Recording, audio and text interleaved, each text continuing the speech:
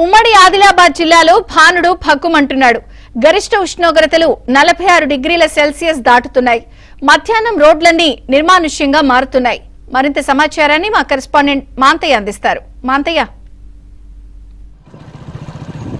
ఉమ్మడి ఆదిలాబాద్ జిల్లా అగ్నిగుండంలా మారింది. రోహిణి కార్తెలో భారీగా ఎండలు కొడుతున్న పరిస్థితి కనిపిస్తుంది. 45 ఆపైన డిగ్రీల ఉష్ణోగ్రతలు నమోదవుతున్నాయి. ఆదిలాబాద్, నిర్మల్, మంచిర్యాల, కొమరంభీం, ఆసిఫాబాద్ 4 జిల్లాల పరిధిలో కూడా రాష్ట్రంలోనే గరిష్ట స్థాయి ఉష్ణోగ్రత నమోదవుతున్నాయి. జనం విలవిల్లాడుతున్న పరిస్థితి కనిపిస్తుంది. దాదాపు 4 రోజుల నుంచి ఇదే పరిస్థితి కనిపిస్తుంది. 45 ఆపైన డిగ్రీల ఉష్ణోగ్రత నమోదవుతున్న నేపథ్యంలో చాలా మంది వడదెబ్బకు గురవుతున్నారు. 4 జిల్లాల పరిధిలో రోజు 5 ఆపైన వడదెబ్బతో మరణిస్తున్న పరిస్థితి కనిపిస్తుంది. ఉదయం పూట పనులకు వెళ్లే వారు కావచ్చు, ఉపాధి హామీ కూలీలు కావచ్చు, తునికాకు సేకరణ వెళ్లే వారు కావచ్చు, అందరూ కూడా ఇబ్బందులు పాలవుతున్న పరిస్థితి కనిపిస్తుంది.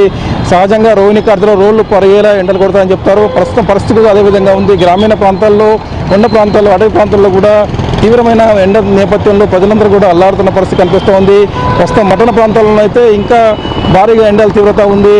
ప్రజలెవరు కూడా బయటికి వెళ్ళని పరిస్థితి కనిపిస్తుంది. ఉదయం 9 దాటిందంటే చాలు ఎండ ఉక్కపోతతో తీవ్రంగా ఇబ్బంది పాలవుతున్న పరిస్థితి కనిపిస్తుంది. సాయంత్రం 6 గంటల వరకు కూడా ఇదే పరిస్థితి ఉంది. రాత్రిపూట కూడా బలమైన ఏదైతే వేడిగాళ్లతో అందరూ ఉక్కిరి బిక్కిరి అవుతున్న పరిస్థితి కనిపిస్తుంది. ముఖ్యంగా వృద్ధులు, చిన్నపిల్లలైతే తీవ్ర ఇబ్బందులు పాలవుతూ ఉన్నారు. మొత్తానికి కూడా అటు సింగరేణి ప్రాంతం, ఇటు ఉమ్మడి ఆదిలాబాద్ జిల్లాలో సింగరేణి ప్రాంతం విస్తరించిన ఏరియాల్లో అయితే ఇంకా ఘోరంగా ఉంది. కోల్బెల్ట్ మొత్తం కూడా ఎండ వేడిమికి అల్లాడుతున్న పరిస్థితి కనిపిస్తోంది.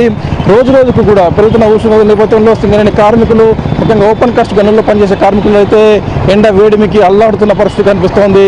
మొత్తానికి కూడా మరో 10 రోజుల పాటు 15 రోజుల పాటు రోహిణి కార్తె ఏదైతే వెళ్లే వరకు కూడా ఇదే పరిస్థితి ఉంటుంది. కాబట్టి ప్రజలందరూ జాగ్రత్తలు పాటించాలని చెప్పి అధికార యంత్రాంగం చెప్తోంది. అత్యవసరం ఉంటే తప్ప బయటికి రావద్దని చెప్పి కూడా అధికారులు హెచ్చరికలు జారీ చేశారు. ఇది ఇక్కడి పరిస్థితి. శ్రీనివాస్, మాంతయ్య.